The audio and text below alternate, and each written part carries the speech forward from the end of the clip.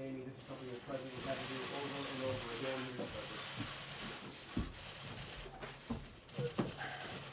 Good afternoon, everybody. This morning, I spoke with, and Vice President Biden spoke with Mayor Joe Reilly and other leaders at Charleston to express our deep sorrow over the senseless murders that took place last night. Michelle and I know several members of Emmanuel AME Church.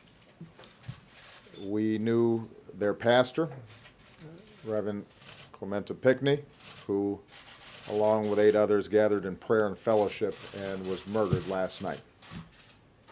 And to say our thoughts and prayers are with them and their families and their community doesn't say enough to convey the heartache and the sadness and the anger that we feel. African Americans seeking liberty. This is a church that was burned to the ground because its worship. Any death of this sort is a tragedy.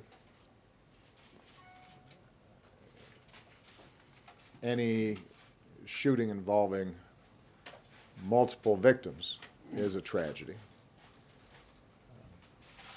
There is something particularly heartbreaking about a death happening in a place in which we seek solace and we seek peace.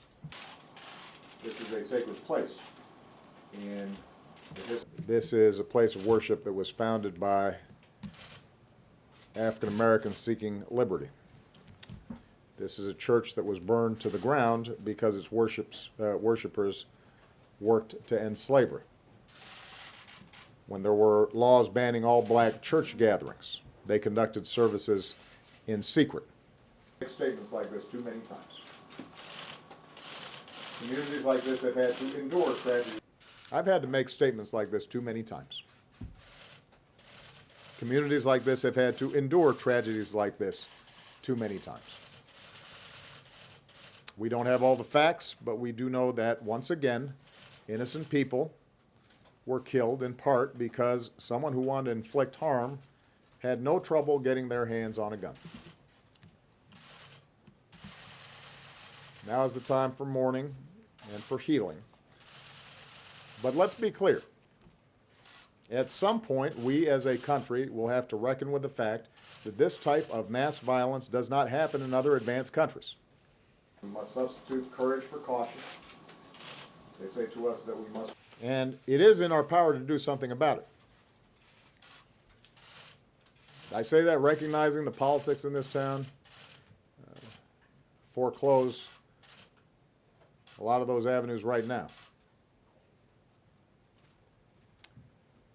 But it'd be wrong for us not to acknowledge it. Thank you. What would you do differently on gun control?